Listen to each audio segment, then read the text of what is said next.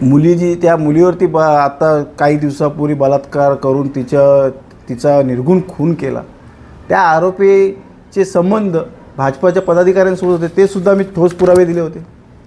त्यालासुद्धा बिर्याणी वगैरे खायला घातली, मस्त चांगली VIP ट्रीटमेंट केलेली आहे त्याची. आज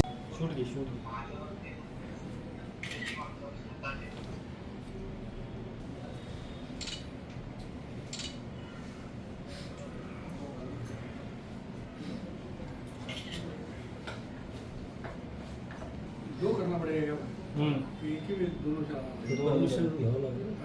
हा ना, डिजिटल दो अलग वो पहले डायरेक्ट नाही पूछना मला फोटो घेऊन दे.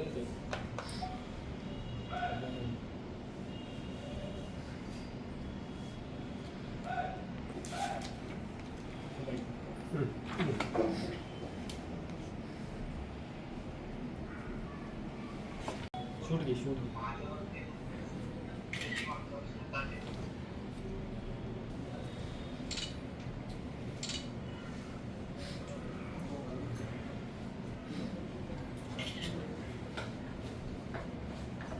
दो करना पड़ेगा एक ही दोनों परमिशन घ्यावं लागेल.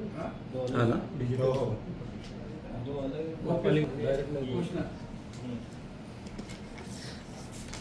मला फोटो घेऊन दे.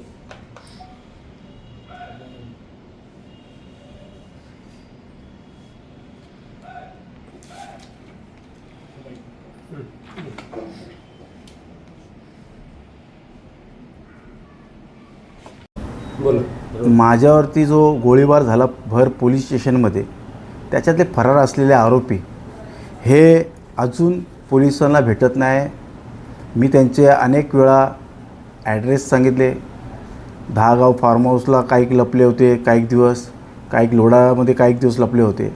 एवढा पोलिसांना माहिती देऊन पण त्यांना अटक केली जात नाही. त्यामुळे आता पाहिजे असलेल्या आरोपींचे मी प्रत्येक ठिकाणी आता फलक लावणार आहे. मुख्यमंत्री सहायता निधी म्हणून जे पोलीस अधिकारी यांचा शोध लावून याला पकडतील त्यांना बक्षीस देण्यात येणार आहे. पर आरोपीच्या मागे 25,000 रुपये देण्यात येणार आहे.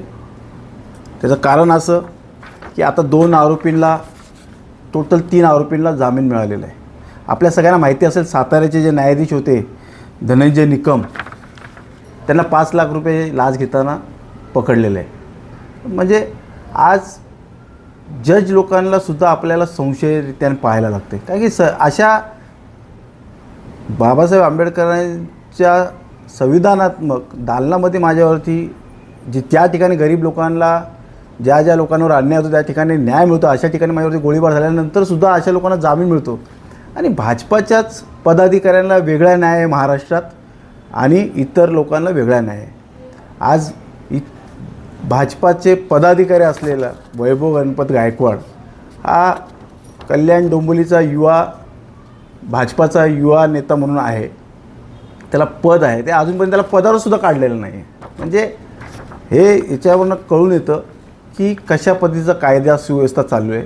मोक्कोका अंतर्गत त्यांच्यावरती कारवाई केलेली नाही. मी त्याची मागणी केली. मला सरकारी वकील म्हणून मी नेमणूक मागितली होती, मला ती मिळालेली नाही. म्हणजे आज तुम्हाला सांगतो, ह्या अशा आरोपी फरार असतानासुद्धा प्रोक्लामेशन लावलेलं नाही. अनेक अशा गोष्टी आहेत.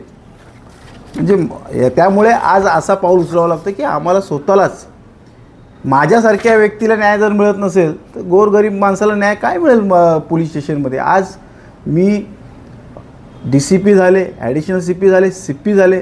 मी अनेक अधिकाऱ्यांना भेटलो आणि त्यांच्यावरनं मला जाणलं की पोलिसांवरती प्रचंड असा दबाव आहे, राजकीय दबाव असल्यामुळे पोलीस हताश आहेत. या ठिकाणी आपण एक मुलीची आज जेलमध्ये गणपत गायकवाड आहेत, नावाला आहेत. ते हप्त्यातून 15 दिवसातून चेकअपच्या नावाखाली पूर्ण जे हॉस्पिटलला जातात, तिथून पूर्ण मुंबई फिरतात आणि एक आमदार आहे पनवेलचा, त्याच्या फार्म हाऊसवर जाऊन एन्जॉय करतात आणि नंतर रात्री 10 वाजता जेलमध्ये परत प्रवेश करतात. आज व्यापाऱ्या लोकांना फोन करतो तो माणूस सतत. कल्याण पूर्वेच्या व्यापाऱ्यांना गणपत गायकवाड फोन कुठून येतात त्याच्याकडे फोन वगैरे. इतर आरोपींना, कैद्यांना वेगळा न्याय आणि भाजपाच्या पदाधिकाऱ्यांना वेगळा न्याय हे सिद्ध झालेलं आहे.